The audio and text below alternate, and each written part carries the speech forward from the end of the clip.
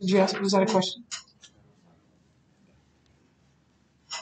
So we're discussing the emboldened questions beginning on page Roman numeral 11 in your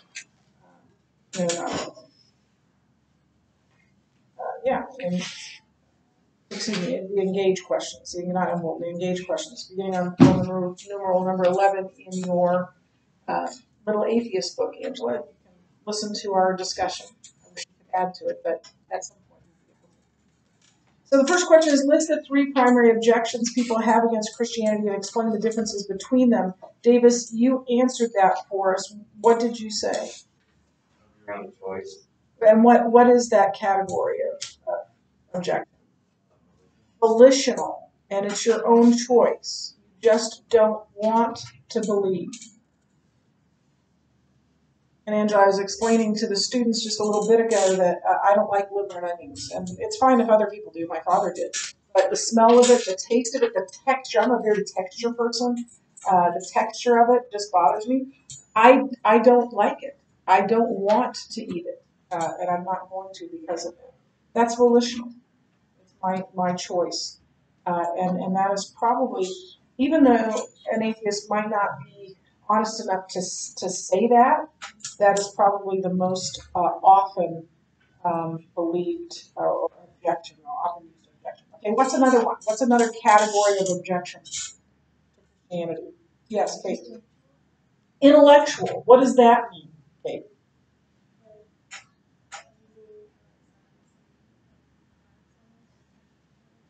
Okay, so using science and other things. So an intellectual disagreement would be that science and faith don't fit together, or that science shows that there is evolution, that there's proof for evolution, and so intellectually they believe that there is no God. Now that's not what the science shows, and we're going to go over that in detail. For now, just know it is how do science and faith fit together, or do they even fit together? And then what's the last one? Emotional. What does that mean?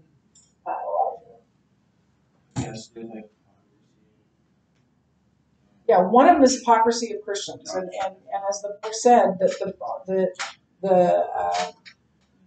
the problem with Christianity is Christians. Here's the thing. What I think non-Christians don't understand is that Christians are no better than any other person on the planet.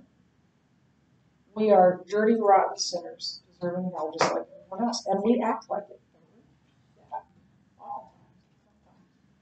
And so, if you have a friend who says I can't become a Christian because I see so many hypocritical Christians, my answer to that would be, you're right. They're all hypocrites. Every Christian is a hypocrite. Every single Christian does stuff that they say Christians shouldn't do. Is that correct?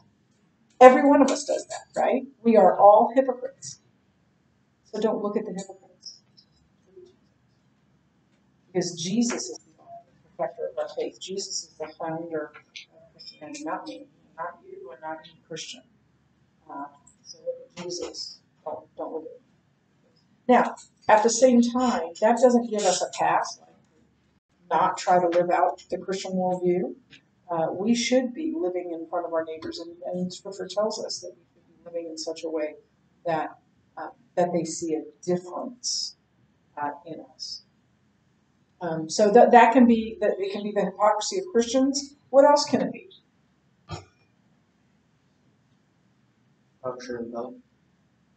Yeah, and a number of doctrines. But one would be, how could a loving God send people to hell? Another could be if God is all loving and all powerful, why is there so much evil? Why is there so much sin in the world? How can Jesus really be the only way? Isn't that a bit narrow-minded? So all of those doctrines can be stumbling blocks for some people. It's hard for them to wrap their minds around. How have you seen these objections played out with others in your life? Anybody had a relationship, a friendship, and with someone who didn't know Jesus, and what their objections were. Yeah. I mean, I have a friend at work that he always brings up why bad things happen to good people. Right. He's been through a lot. And I'm working with him on it, but it And we will. I mean, we will talk about that. And it is. It's an important question to struggle with. Anybody else? Yeah. I ran into a couple of people that don't necessarily see the need for a savior, and so they're like, "That's great for you, but not for me." We struggle with that a lot too, seeing our need for Jesus. Yeah, absolutely. I'm okay. I'm fine. Right? They don't see, and they probably are like law-abiding citizens. I'm like, uh, but that they see themselves, and most people do, and most religions say this, that we are basically good, that we're good people who just do bad things sometimes. And that's not what Christianity teaches. Christianity teaches us that we are all of us sinful. We are all of us prone to facts. That's so.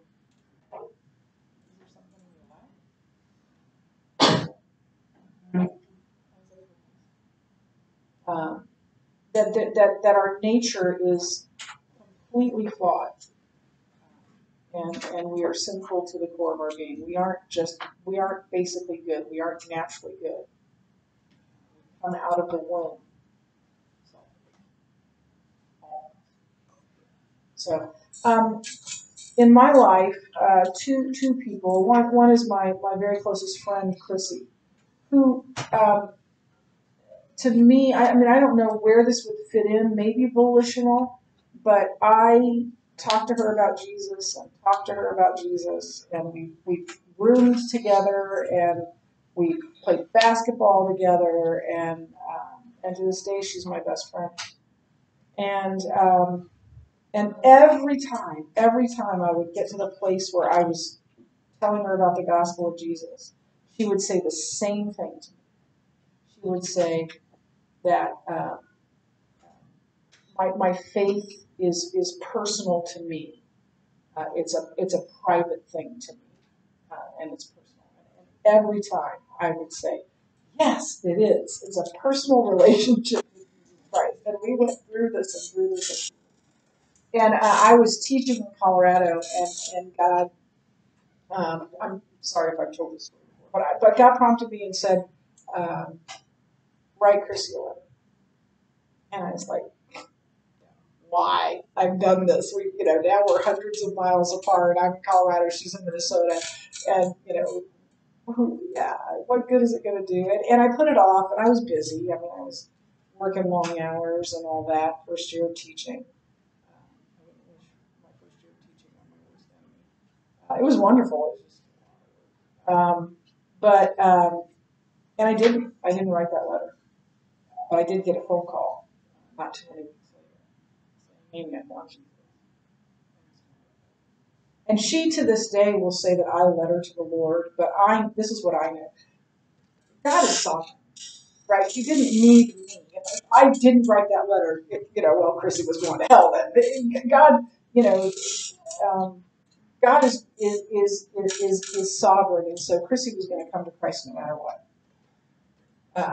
God just wanted me to have the privilege of explaining that to her. But she, to this day, says that I passed on that. I had a neighbor for some time who I've talked to about Jesus quite a bit, and she absolutely knows I'm a Christian. She's the one that I tell you thinks I'm nuts because of my faith, and I think her reasoning is more emotional and more doctrinal. Like she has problems with organized religion in general. And part of that is from her upbringing. So you're going to meet people, particularly as you go on after high school, who have a completely different understanding of God and truth than you do. And how are you going to help them? And you're not going to be able to if you don't even understand. If you have a Sunday school, I saw person after person after person go into Religion 101, and it's actually and hear the things that I heard as well, and walk away from the faith, or at least completely change their understanding of that. And if you do not know what you believe in, that will help. And that's why this class on apologetics and next year's class on are so important, and that's why we have that for as our junior and senior classes, because then we're kicking out of the place, right? And saying, go out there and make a difference.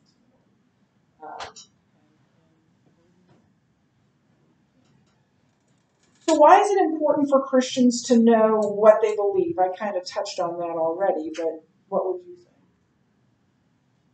Davis?